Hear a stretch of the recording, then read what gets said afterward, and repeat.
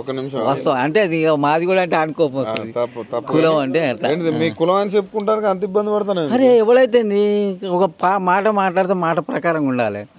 ఏడైనా చూపి మా సందుపట్టు 8 ఊర్లు పెట్టు సింగిల్ విండో ₹1 కూడా ఇంతవరకు కాలే ఇయ్యలే.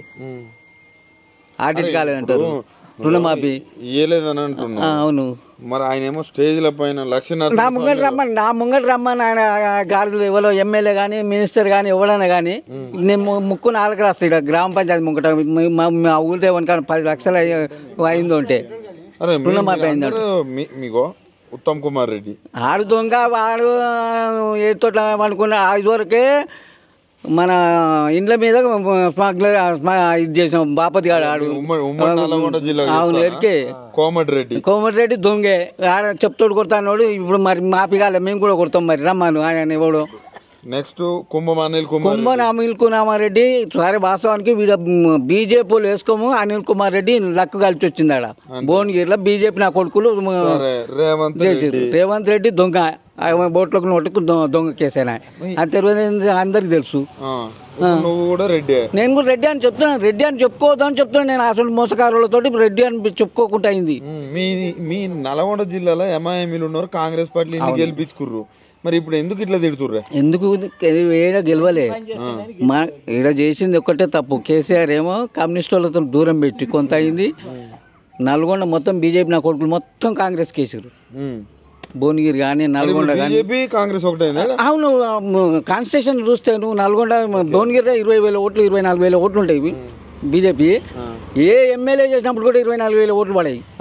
ఇదివరకు దాకా టీడీపీ పడేది, మొన్న దాకా టీఆర్ఎస్ పడ్డాయి. కాదంటే ఇప్పుడు మొత్తం పోయినాయి. అది ఇప్పుడు 14 నెలల పాలన ఎట్లున్నది? వేస్ట్. కాంగ్రెస్ అంటేనే వేస్ట్. విరక్తి వచ్చింది ప్రతి ఒక్క పబ్లిక్ వచ్చింది. 14 నెలలకే వస్తుంది. ఎందుకంటే చేసేది ఒకటి అనేది ఒకటి. ఆయన స్టేజ్ల మీద ఏమంటున్నా అంటే 100% రుణమాఫీలు చేసిన, 100% రైతు భరోసాలు ఇస్తున్నాం, 100% ఇందిరామ్మ ఇల్లులు ఇస్తున్నాం, రేషన్ కార్డులు ఇస్తున్నాం అంటారు. ఆయన అంతా చెప్తున్నాడు. మీరు అబద్ధాలు ఆడుతున్నారు. ఆయన ఇక్కడేను రుణమాఫీ కాలేదు అని చెప్తున్నా కానీ నేను కూడా ఇప్పుడు మన 8 ఊళ్ళు సర్వే అయినవారు మన కోఆపరేటివ్ బ్యాంక్ చంతపట్ల దాంట్లో పోయి బయట మొత్తం తీసుకోవచ్చు. ఎవరైనా తీసుకోండి. అదే నేను ఆయన దొంగ అని చెప్తున్నా ఉంటే ఇంకేం దొంగతో అదొకటి. ఇక్కడను ఆర్టీసీ ప్రయాణం అండు. ఆర్టీసీకి నెల అమౌంట్ కడతలేడు. ఫ్రీ బస్ ఊర్లో ఎవరు తిరుగుతాడు? అరే ఊర్లోకి వెళ్ళి ఒక్క పబ్లిక్ కూడా పనిష్మెంట్ కింద పోరు కదా. గుత్తకు పోయి తిరిగి వస్తే వానికి ₹100 ఖర్చు అయితే అనిపోతారు ఊర్లోకి వెళ్ళి. సిటీలో ఉన్న వాళ్ళకు వాళ్ళకు బెనిఫిట్ అంతే. వాళ్ళదొకటి. కరెంట్ డిపార్ట్మెంట్ ఉంది, నెల సబ్సిడీ. ఇప్పుడు కార్పొరేషన్ దానికి అప్పు అయితే కట్టాలి కదా. అప్పు అయితే తరచు మోబడి అవుతుంది. మేము 200 కట్టుకుంటాం. ఎవరు అడగలేదు. అవి వస్తలేవు, తులంబంగా లేదు, స్కూటీ లేదు, అన్నీ లేవు. బోనస్ మా ఊళ్ళో వడ్లే వండాలి. వాస్తవానికి మా పండిత వేరే పింఛన్లు ఎక్కడికి పింఛన్లు 2,000 4,000 కాదు. వాడు నేను చెప్తానే ఉన్నా కదా. ఒక్క మాటలు చెప్పాయి. 14 నెలల పాలనలో రేవంత్ రెడ్డి ప్రజలకు ఏం చేసిండు? అట్ట ఫ్లాప్.